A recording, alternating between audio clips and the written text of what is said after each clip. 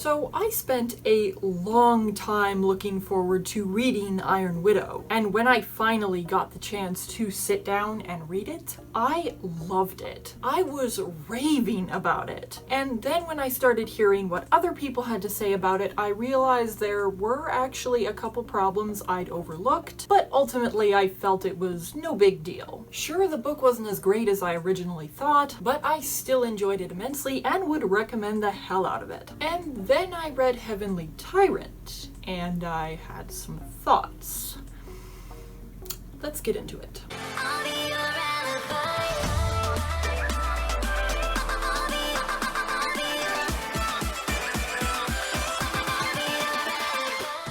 So before I begin, let me just clarify this. While I may not be the most diehard fan of Siren J. Zhao, I do think the world of them. I love their YouTube channel and I consider them to be a genuinely incredible person. So this video is in no way an attack on them. I am here to criticize their writing.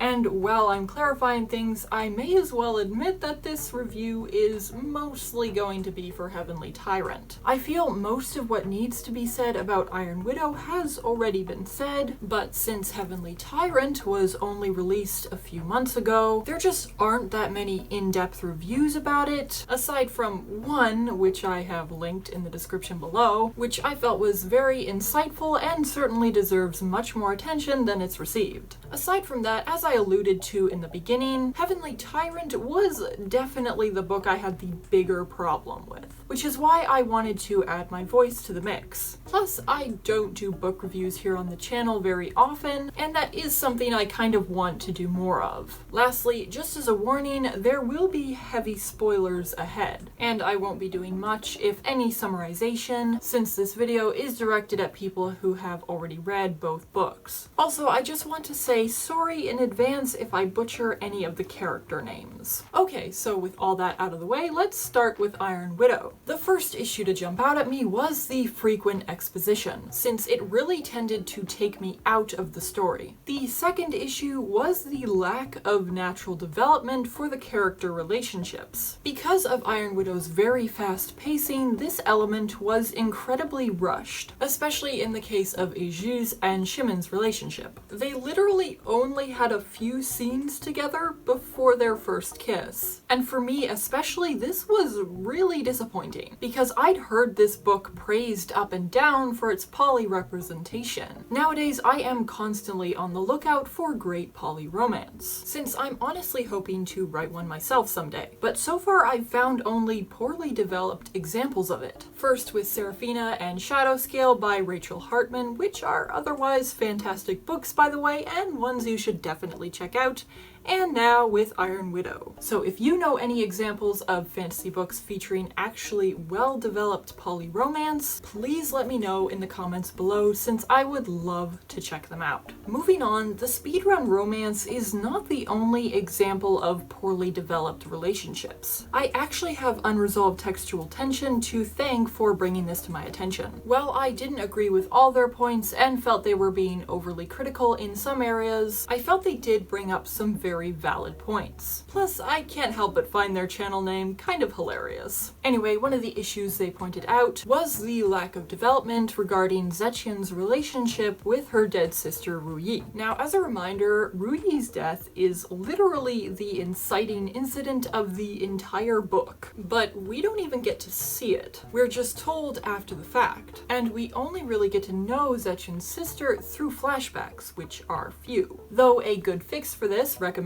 by Unresolved Textual Tension, was to replace the prologue from Yang Guang's perspective, since it really adds nothing to the story, with a prologue from Ru Yi's perspective, which shows how she died. Now, before I move on to Heavenly Tyrant, if you're enjoying the video, consider giving it a like, sharing it around, and hitting that subscribe button to stay tuned for future content. And if you're looking for more ways to show your support, you can contribute via Super Thanks or Patreon, which you can find linked in the description. Now on to Heavenly Tyrant. Firstly, the pacing of this can feel a bit jarring after the breakneck speed of Iron Widow. For reference, Iron Widow hooked me in 5 chapters. Heavenly Tyrant took me twice as long to get invested. And part of the reason for this was just how unbelievable it felt to me that it would take so long for Zetian to start being open to the idea of working with Qinjie instead of against him, given how their goals are practically identical. Maybe that's just a me thing, but if you felt the same, let me know in the comments below. Otherwise, the beginning felt a lot like a rehash of events from Iron Widow. Zetian's confined, there's an attempt on her life, followed by a last-minute rescue, etc., etc. Secondly, the exposition problem from Iron Widow noticeably carried over to Heavenly Tyrant, particularly with regard to the politics. Instead of being in the thick of things, a lot of the time the book is just retroactively filling us in, and then we implemented this policy and so on and so forth. If you want a point of comparison, look no further than Game of Thrones. George R.R. Martin handles his politics seamlessly, and there are definitely times when Heavenly Tyrant gets it right. A favorite example of mine would be the Empress March, since we see how it comes about and what its effects are. But the rest of the time, it's just delivered through exposition, which leads me to another of this book's issues. It's just trying to do too much. The revolution and Zetian's continued power struggle could honestly be its own book, but Heavenly Tyrant just piles so much on top of that that it becomes genuinely difficult to follow along and stay invested, and this becomes especially noticeable in the last stretch of the book, though I'll get to that later. For now, let's talk about Yiji's backstory. This one really bugged me, though to avoid triggering anyone or getting YouTube mad at me, I will try to discuss it as vaguely as possible. So we learned that because of his beautiful features, Yiji was loaned out by his father to corrupt and powerful men. And this was implied to be going on for basically as long as his father was alive. But we really don't see this have any logical effect on Yiji. There are little to no signs of the common coping mechanisms like hypersexuality or intimacy issues, which makes it feel like it's mostly just there for empty shock value. Yes, it does explain why he wants power, but he basically throws his chance for power away at the end of the book when he helps Zetian and Qinjie destroy the Melian trade station. Is he banking on Zetian and Qin being able to destroy the Melian forces that will be coming for them afterward? Because if he was, he certainly gives no indication of that plan being ruined when Zetian stabs Qin. He seems perfectly on board, even praises her for it, claiming that the light returned to her eyes as soon as she stabbed him. And I'll get more into why I hate that line later on. But moving on, I may as well address the ending now. In the last handful of chapters in Heavenly Tyrant, the book's setting is expanded 100-fold through the discovery of the Melian trade network and the countless other planets beyond the homeworld of Huaxia. And it is just way too much. By this point, I just sort of mentally checked out. I didn't care about evil robot clone Shimin. I barely cared about the destruction of the trade station. The only thing I did care about was at the very, very end, wherein Zetian betrays Qin, because it pissed me off. Which brings me to my final point.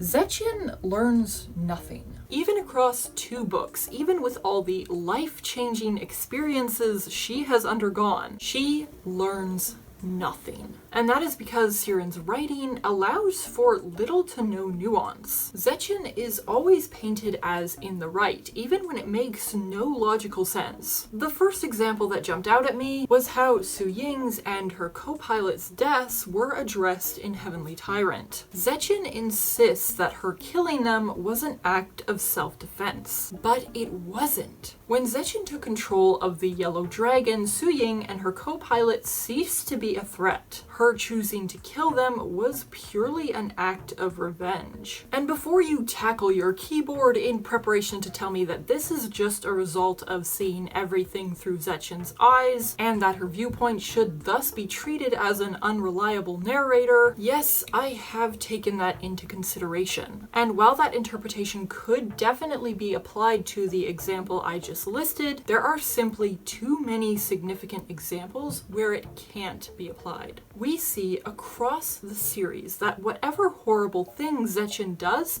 she is justified, both internally by herself and externally by the broader narrative. Whatever terrible setbacks are suffered, such as Shimon's sacrifice or the counter-revolutionaries gaining power, they are never brought about through Zetian's own actions. They're brought about by the old order of backwards thinkers who just want to keep oppressing women and other disadvantaged groups. Her relationships with her friends and loved ones are never meaningfully impacted because of what she does. Despite each cruel death she inflicts, they remain fully supportive. Yes, Zetian experiences many feelings of doubt and guilt, but whenever she feels those things, the scene almost always ends with the sentiment of, I did what I had to do, which is frankly just not true in some cases. The second most egregious example of this is when she betrays Qinjie. Afterward, in the epilogue of the book, the closing chapter, Qinjie is retroactively twisted into a wholly irredeemable character in order to justify Zetian's choice. His attitude toward women in general takes a hard turn. Despite his previous desire to uplift women to an equal footing with men, he suddenly considers it understandable to forcibly hold women back, even through means he formerly considered barbaric. And there is no real justification for this change. I see no reason why Zetian's betrayal would cause Qin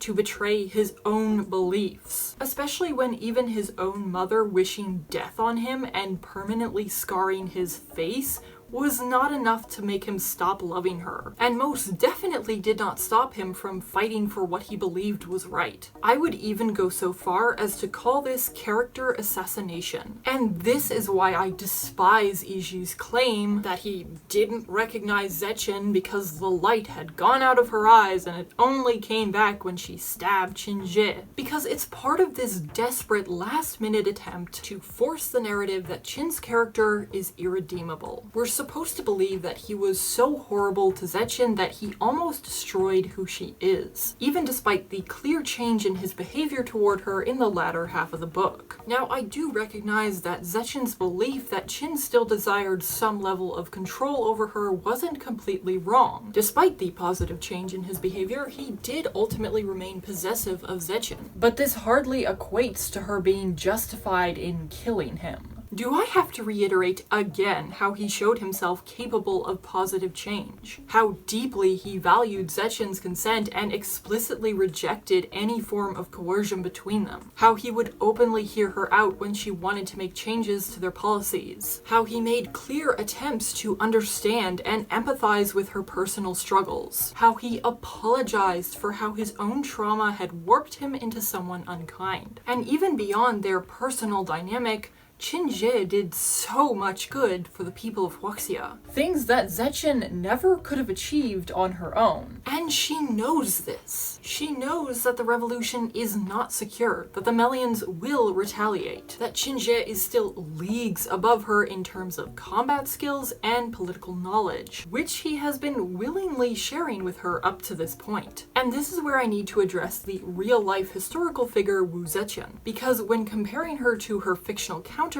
I discovered some rather baffling changes. If you're not familiar with China's only female emperor, don't worry. Tyrant does a wonderful job of recounting her tale while keeping things fun and interesting. So I will link part 1 down in the description. Be sure to check it out. Anyway, getting back to those changes I mentioned, while the real Wu Zetian was highly educated and notably intelligent from a young age, having been born to a wealthy merchant who rose to new heights through befriending defending the Emperor, her fictional counterpart started from nothing, having no education and no noteworthy connections. And while it's not really an issue with Iron Widow, given how Zetian uses the piloting system to rise to power, it does become an issue in Heavenly Tyrant, since it ironically puts her in a position where she is forced to rely heavily on Qinjie to teach her strategy and politics. So it makes her look incredibly foolish when she decides to kill him, because it's just not believable by this point that she would have the knowledge or capacity to maintain power on her own, especially given how trigger-happy she is. While the real Wu Zetian was highly cunning and used manipulation to great advantage, working through the existing power structure in order to amass power for herself, the fictional Zetian is much more inclined to kill whoever she feels might get in her way, destroying the existing power structures rather than utilizing them. And because of this, most everyone either hates her or is terrified of her, and thus are raring to drag her off her flimsy power trip. Qinjie was the only one who stood between her and them. Sure, Zetian gained some favor with the people, but it was never to a point where it felt like she truly outshone Qin in their eyes. And there are numerous other changes to the political landscape, to the timing of events, which just makes it all the more unbelievable that the fictional Zetian could ever succeed in the same way that the real Zetian had. And maybe these changes exist because Sirin wanted to lean more into a power fantasy-esque story, stacking all the cards against Zetian so it'd be even more incredible when she finally reached the top. But the unfortunate truth is that it's hard to stay invested in a story that isn't believable. And if I am correct in my assumption that Sirin wanted a story that felt more like a power fantasy, then I have to question why they would make that choice given the themes of their story. Frankly, I just don't find it very empowering when you set an impossible goal. Because when you're forced to throw logic out the window in order for your heroine to succeed, then what are you really telling your female audience? Not to mention, by stripping Zetian of the leg up she had in real life, through being born into a much more liberal China, having an education and connections, by having her start at the bottom instead, it seemingly sends the message that Zetian's true story is not empowering enough, not feminist enough. Though, admittedly, I am probably reading into that. Let me know your thoughts in the comments. Either way, to reiterate, given all the factors involved, Zetian's choice to kill Qinjie is severely short-sighted and selfish. Now, obviously, I'm not saying that I expect Zetian to be some selfless paragon of virtue. That is clearly not what her character and story is meant to be. I'm not saying it should be Zetian's responsibility to stay in that position or try to fix Qinjie, especially in light of the book's themes. And there's definitely something to be said for the fact that even consensual intercourse can be psychologically and emotionally unhealthy if it exists in the wrong context. And I'm not even saying wrong across the board, because people are different, and what doesn't work for one person can be an area where others thrive. But ultimately, unbalanced power dynamics will not disappear just because you're choosing to share intimate moments. Even despite Qin's efforts to approach Zetian on equal footing, he remains her mentor and political superior. But even with all that taken into account, cold-blooded murder is just about the farthest thing from the solution. Once again, the book's lack of nuance is glaringly obvious. And it's only made all the more frustrating by the fact that, unlike with Iron Widow, Heavenly Tyrant actually took the time to allow the character dynamics, specifically Zetian's dynamic with Qin, to develop naturally. We saw how nuanced and complicated Qin's character is, but the story couldn't let things be complicated, because it couldn't let Zetian be wrong. So instead, it undid all its own work in the last few pages. And this isn't even just a case of lacking nuance. It shows a gross double standard. When Qinjie asks Zetian why she betrays him, she replies that he is to her what the gods were to him, and she can never be free as long as he breathes. So because he is in a position of power over her, power that, again, he was freely sharing with her, it means he is a threat and he must die. But by this logic, Wu Zetian deserves the same fate. She is the second most powerful person in Huaxia, the Empress and the only pilot who can come anywhere close to matching Qinjie. And she has used this power in the past to savagely kill innocents, as well as disadvantaged people like herself whose only real crime was being used. Huaxia is undeniably at her mercy. So when even the book itself acknowledges just how similar Zetian is to Qin, why is it that it ultimately still insists that Qinjie is the evil monster and Zetian is justified? Furthermore, if Qin deserves to die for not treating the person he fell in love with as well as she deserved, even despite his enormous capacity for good, then the same should also apply to Zetian. Just remember how she treated Shimin, how she even went so far as to tell him that he should have offed himself. And yet, what are the consequences for this besides Zetian feeling guilty about it later? Her cruel words are justified. By Shimin himself, no less. It's a double standard. And these aren't the only examples of it. It's embedded into the very themes of the book. The story of Iron Widow and Heavenly Tyrant pushes a very strong feminist message. Or at least that's how it presents itself. But feminism is about equality, and at their core, Iron Widow and Heavenly Tyrant seem to have no interest in actual equality. If you think about it, Shimin, Iji, and Qinjie are all love interests to Zetian, but Qinjie is the only one who's demonized. So what's the difference between them? Well, to put it plainly, Shimin and Iji are wholly supportive of Zetian, while Qinjie is not. Even Iji's betrayal of Zetian is ultimately done to protect her, and both Iji and Shimin are confirmed to be weaker than Zetian, in terms of spirit pressure at least. That is the difference. At their core, Iron Widow and Heavenly Tyrant say a man can only be good if he is submissive to a woman, that a man on top is unacceptable, even if he arrived there of his own merit, even if he suffered many of the same struggles as the female protagonist, even if he has a tremendous capacity for good. But a woman on top, regardless of what atrocities she committed to get there, is something we ought to cheer for. Does that sound fair or equal to you? Because it doesn't to me. And it gets worse, because it's not even a case of men having to be submissive to women, since Qinjie clearly proved that he has no issue with a woman having a position of power over him, as showcased through his deep respect for his mentor, General Mi. No, Heavenly Tyrant says that men have to be submissive